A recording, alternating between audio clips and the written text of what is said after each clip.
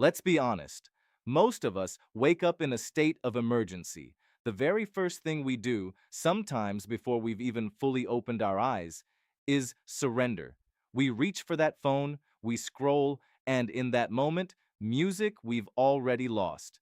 Within seconds, you're looking at a news headline that makes you angry, an email that makes you anxious, or a photo of a person from high school who's seemingly doing better than you.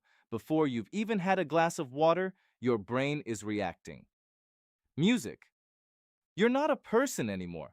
You're a set of responses to other people's agendas. You're starting your day in a hole, and you spend the rest of the 16 hours just music trying to climb back out to zero. It's exhausting.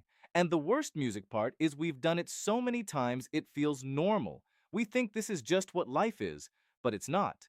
About 2,000 years ago, a man named Marcus Aurelius had the same problem. He didn't have a phone, but music had a kingdom to run.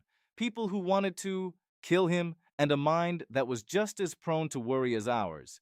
He used to stay up late or wake up early just to write to himself, not for an audience, not for a channel, but for his own survival. He knew that the morning is the only time the world can't touch you unless you let it. I want to talk about 10 music minutes, just 10.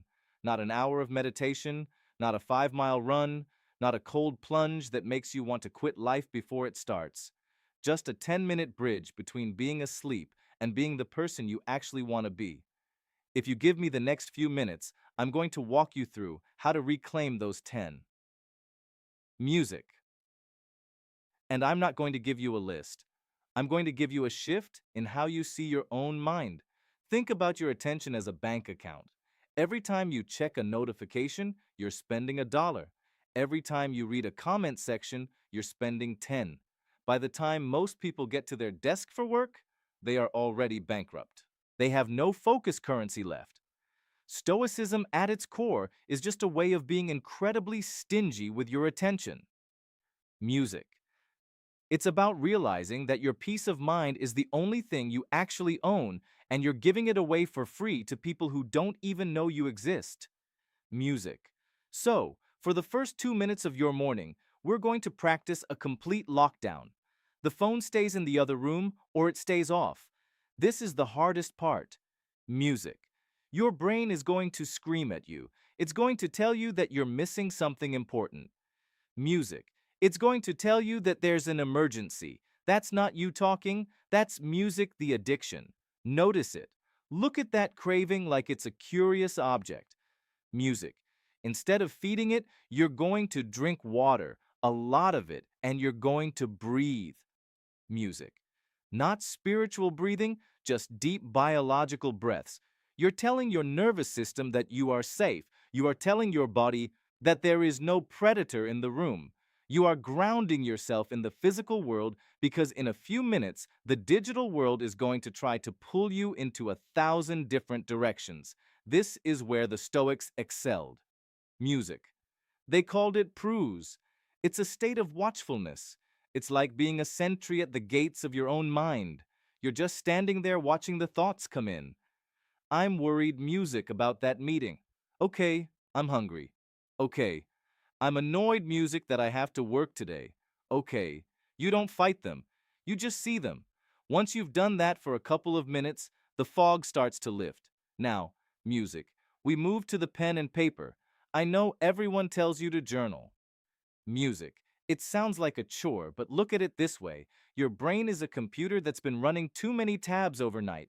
You need to close them. You don't need a fancy leather-bound book. You need a scrap of paper. For the next 3 minutes, you're going to write down the dirt in your head. What's the one thing that's actually bothering you? Not the 10 things, the one thing. Maybe it's a conversation you're dreading. Music. Maybe it's a feeling of being stuck. Put it on paper. When it's in your head, it's a ghost. It can follow you everywhere. When it's on paper, it's just ink. Music. It's small. You can look at it objectively. The Stoics had music, this exercise called the dichotomy of control. It's the simplest, music, most annoying, and most life-changing rule in philosophy. You look at that problem music you just wrote down and you ask, Can I do something about this right now? If the answer is no, like if you're worried about the economy or what your boss thinks of you, you have to treat that thought music like it's a foreign language. It has nothing to do with you. It's noise. You literally write "not my business" next to it. Music. If the answer is yes, you write down one tiny 5-minute action you can take. That's it. Music. You're not solving your life, you're just clearing the path. Now, music, we're about 5 minutes in. You're hydrated, you're breathing, and you've cleared music, the mental clutter. Now we do the thing that makes most people uncomfortable. We're going to think about things going wrong.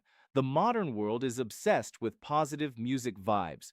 We're told to manifest success and visualize our best lives.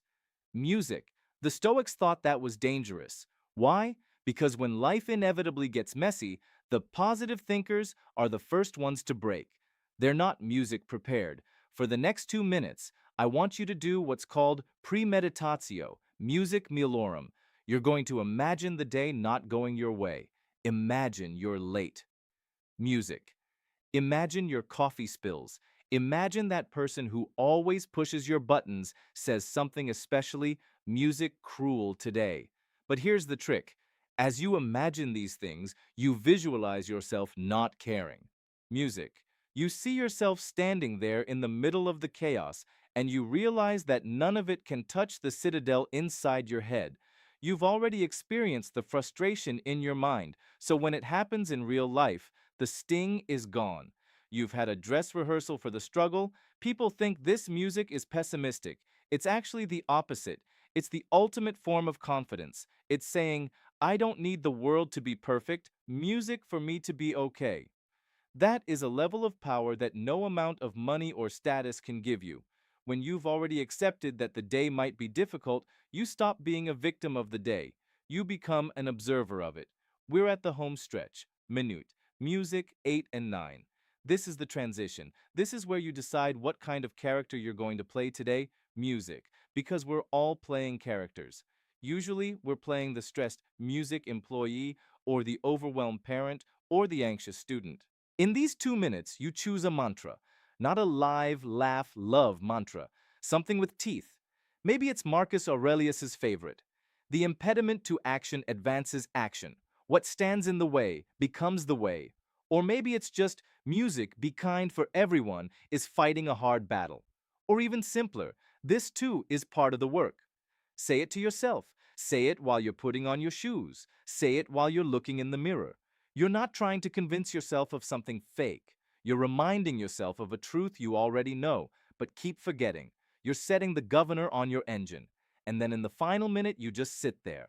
One music minute of pure, unadulterated silence. No music, no podcast, no talking. Music, just you in a room being a human being. It's the rarest thing in 2026. Silence has become a luxury. But in that silence, music, you realize something. You realize that you are still here. You've survived 100% of your bad days. You have everything you need to handle the next 12 hours. You've built a little fortress around your mind that can withstand the barrage of the world. Look, tomorrow morning, your brain will try to bargain with you. It'll give you a dozen reasons to check that one notification. That's the real Stoic test. It's not about being perfect. It's about the 5-second gap between the impulse and the action. Can you choose to be in charge? I'm not asking you to change your life. Just win the first 10 minutes of tomorrow. If you fail, don't waste energy on guilt. Just reclaim the next 10 music minutes. The world will never give you permission to be at peace. You have to take it tonight. Put the phone in another room. Do it because you're tired of being a passenger in your own head. Tomorrow, for 10 minutes, the world doesn't exist. Music. There's just the breath, the water, and you. If you're committing to those first 10 minutes, music, type Citadel in the comments. Let it be the first vote for the person you're becoming. Start there. The rest of the day will take care of itself. Music. I'll talk to you soon.